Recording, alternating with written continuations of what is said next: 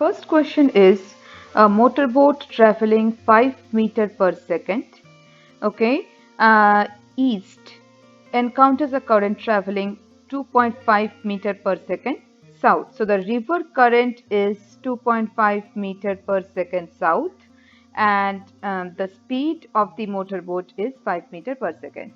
So let's this be the motorboat and this be the river. Okay, this is the river, and so the motorboat is trying to cross the river, right? And after the speed of the motorboat is 5 meter per second. Okay, so let's write this in the form of vector with a tail and a head, and this is the east direction, so we will write it here east. Okay, and the river current, which is the green color arrow, again this one is the speed, the river current speed is given, velocity is given as 2.5 meter per second. So this is the south. Okay, we have to remember again that this is the tail, this is the head, and this is the tail of the second vector, and this is the head. So we have to put the head and the tail of the other vectors, two vectors, in cohesion. Okay, so first question is given as what is the resultant velocity. So resultant velocity, you remember that we have to put remember the golden rule that the head and the tail of the two vectors should be in cohesion. So the resultant vector in this case will be this one, this arrow, right, or this vector. Let us denote it by r. So r is the resultant vector.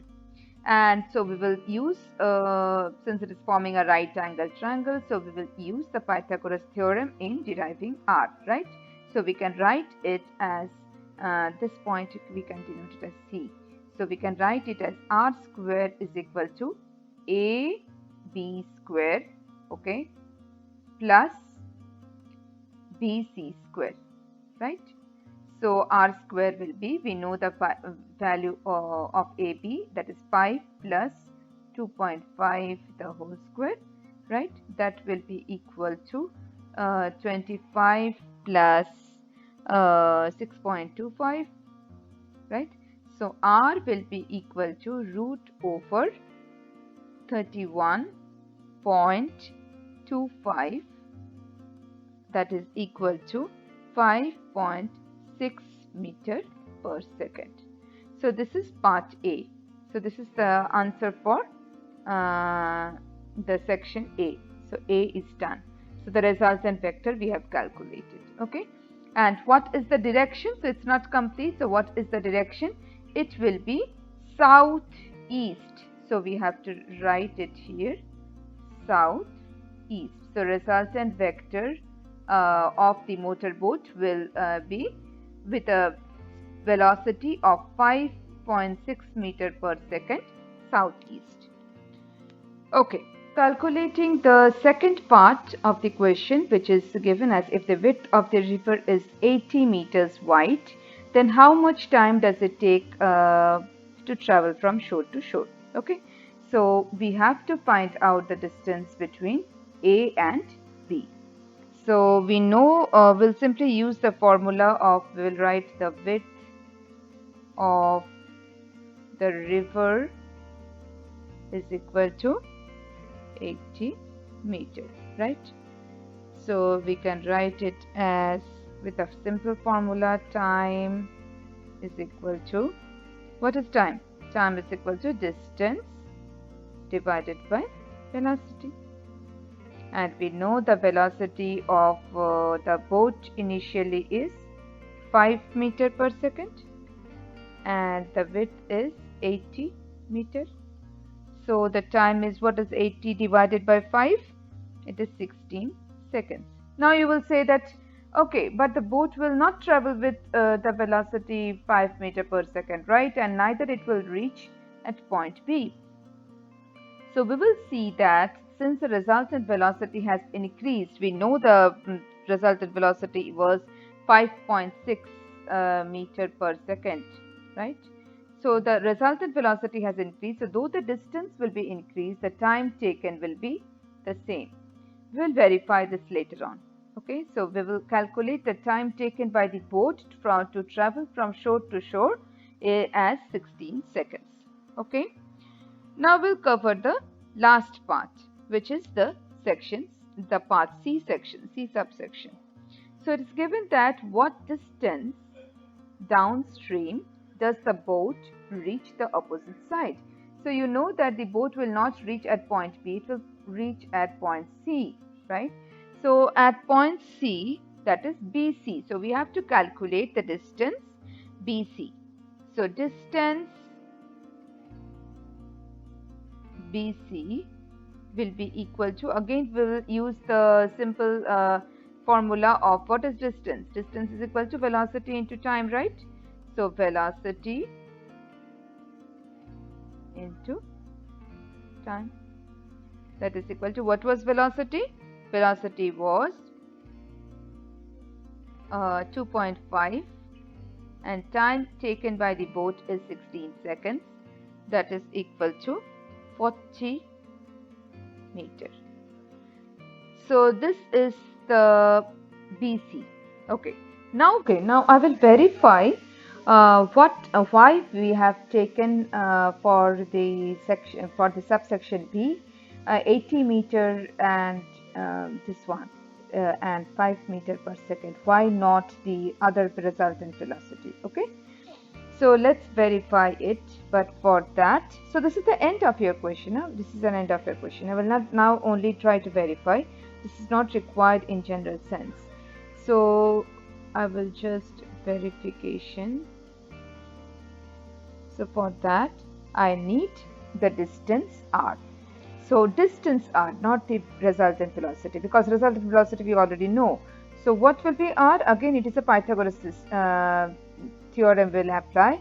So it will be AB square, right, plus BC square, right? What is that? AB square. AB square is 80 square, that is 6400, right? Plus what is BC square? We have calculated as 40 meter, right? So it is 1600, right? It is then coming out to be root over 80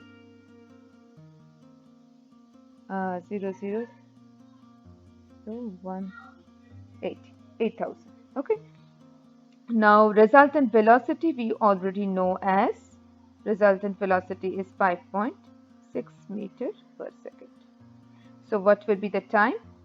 So again we'll calculate the time in this way. So distance by speed. So what is distance? Root over 8,000. Root over 8,000. And the resultant velocity is 5.6, right? So distance by velocity, and if you calculate this, also comes out to be 16 seconds. Okay, so we have taken this part B, where the width of the river is if 80 meters and how much time does it take from shore to shore. We have calculated, we have seen that we can take the 5 meter per second for the calculation of this part. This is the time. Okay. Okay.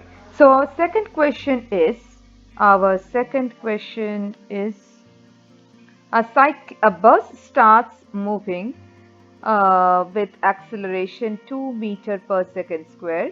Okay.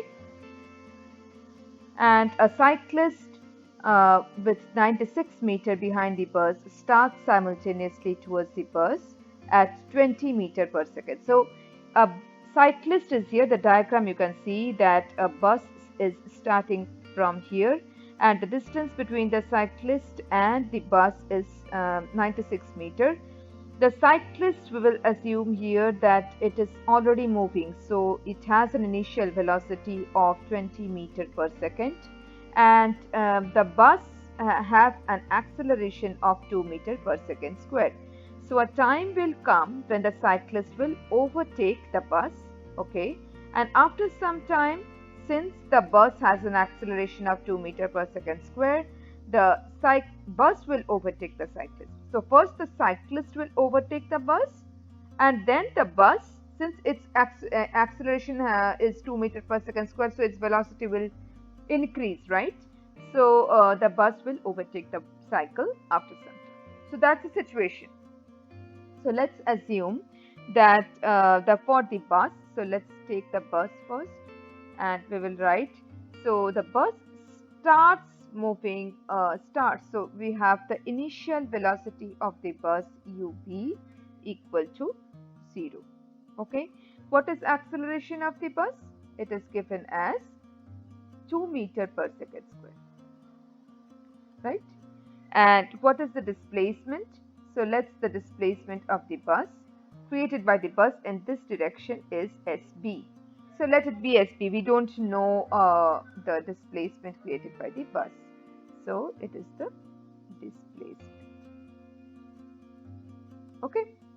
Now for the cyclist, let's take a separate color for the cyclist. So this is the cyclist. The cyclist is moving with a velocity of 20 meter per second. So we can write here cyclist as 20 meter per second. Okay. So its velocity is not changing, right? Because it has no acceleration. So since acceleration is 0, AC is equal to 0. And the cyclist displacement, that is SC, that is displacement by the cyclist, there is a distance of what? Displacement by the cyclist is equal to, relationship between displacement of the bus is, it is 96, right? Because the distance between the cyclist and the bus is 96 meters. So that's the given situation. Now, for calculation, what we require at what time does the cyclist is able to overtake the bus, right? So let's take the case of cyclist. So for the cyclist, what can be the equation? What is the second equation of motion? The displacement is equal to ut plus half at square, right?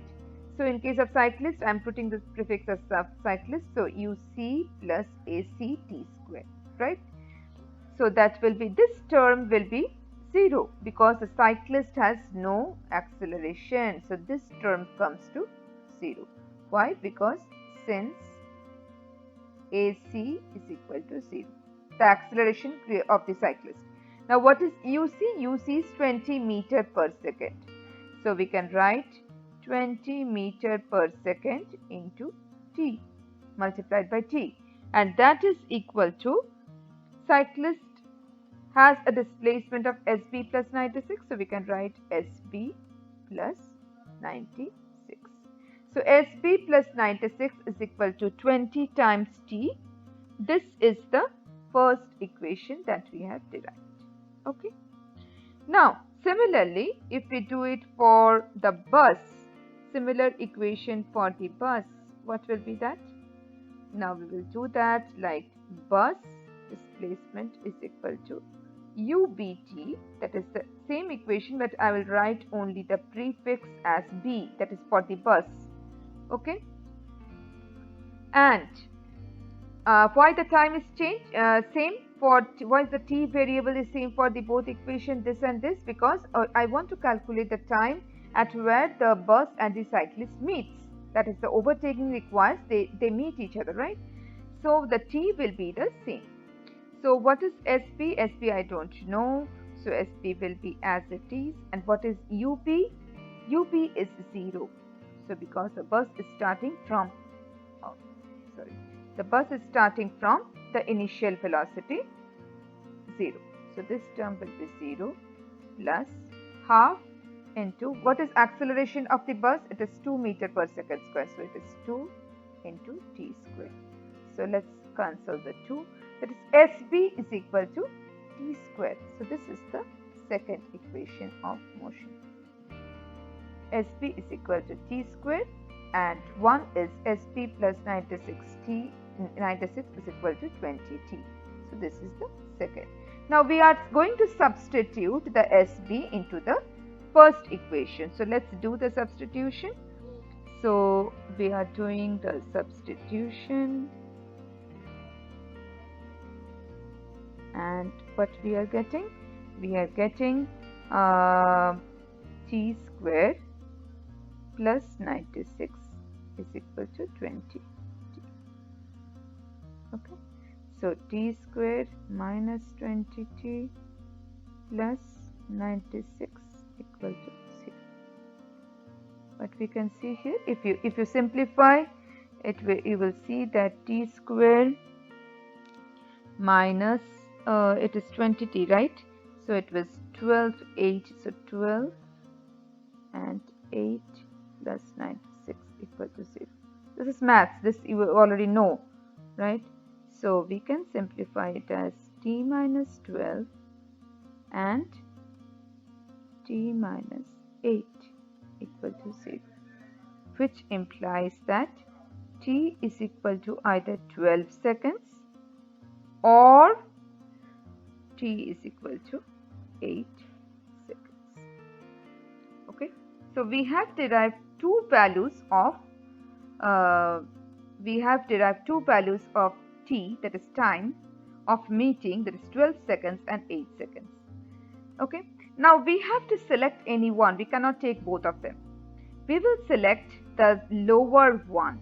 Why? Because firstly, the cyclist will overtake the bus, and then since the bus has an acceleration of 2 meters per second square, it will overtake the cyclist. So the time, there is two meeting points, there are two time values, one when the cyclist overtakes the bus and when the bus overtakes the cyclist. So we have to calculate when the cyclist will be able to overtake the bus. It's given. So we'll take the lower value, that is t is equal to 8 seconds. So your answer is t is equal to 8 seconds. So at this time, the cyclist will be able to overtake the bus. You have to give justification. Why are you not choosing the 12? Okay, that's very, very important in this question. Okay.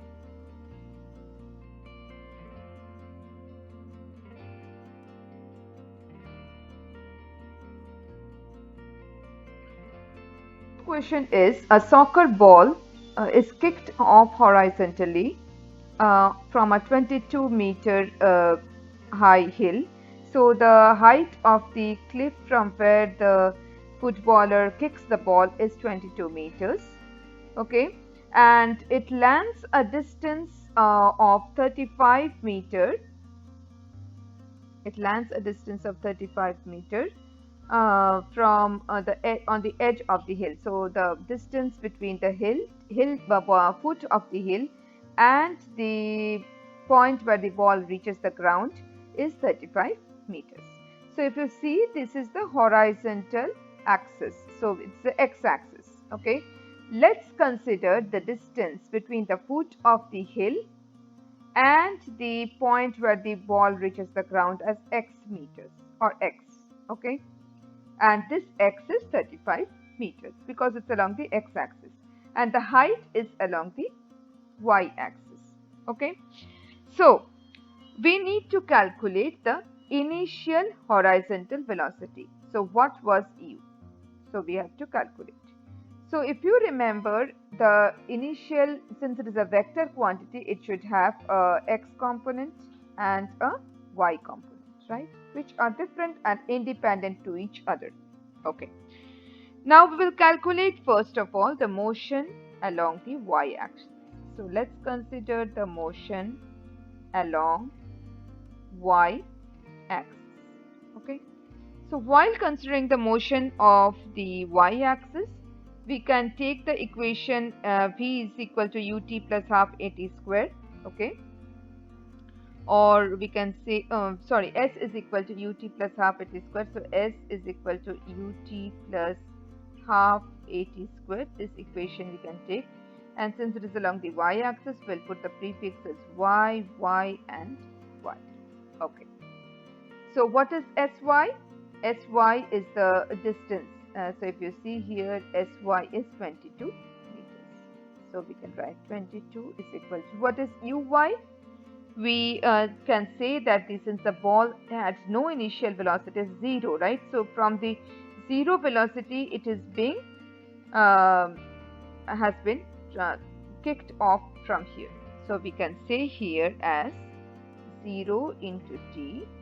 Okay, the vertical component is 0 and plus half of, what is Ay? It is g. So here it will not be minus g because it is not moving upward. So here Ay, or acceleration due to gravity along the y-axis or the y component, will be equal to g into t square. Okay, so our equation can be simplified as 22 is equal to gt squared divided by 2. Let's consider g as 10 meter per second square. So acceleration due to gravity, we already know it is fixed value across the earth, on the earth. So it is g is equal to 10 meter per second square. So g by 2 will be equal to 5. So we can say that t square equal to 5, or t is equal to root over 22 into 5. This will be 22 divided by 5, or this will be equal to root over 5. 22 divided by 5 is what? 4.4. So it is approximately 2.1 seconds. Okay, if you calculate it with the time taken, but we have to find out the initial horizontal velocity. So now consider the motion. So let's consider the motion along the x-axis. So motion along the x-axis. So x and y will be independent. Along the x-axis, we'll use the same equation, that is Sx is equal to uxt plus half of axt squared. Okay, so Sx is nothing but the 35 meters. So we can write here as 35, and ux we don't know. We have to calculate, right? Initial horizontal velocity, it is horizontal part, plus half of ax is, okay, so what is ax here? Ax will be equal to 0, right? There is no acceleration along the horizontal component. There is only acceleration along the vertical component, since we are considering that there is no air resistance. So it is, if nothing is told, then you have to assume this part, that there is no air resistance, and hence the acceleration along the x component will be equal to 0. Okay, so this term becomes 0, uxt. So it becomes, and t we have calculated as root of 4.4. So here ux will be equal to 35 divided by root over 4.4. Okay, and this value comes out to be 16.7 meter per second. So this is your answer. There is initial horizontal velocity across the x component will be 16.7 meter per second. And what is the initial velocity along the y component? It is 0, because along the y component it is falling under the gravity alone. So it has no initial vertical velocity. So there is only initial horizontal velocity, which is 16.7 meter per second. Okay.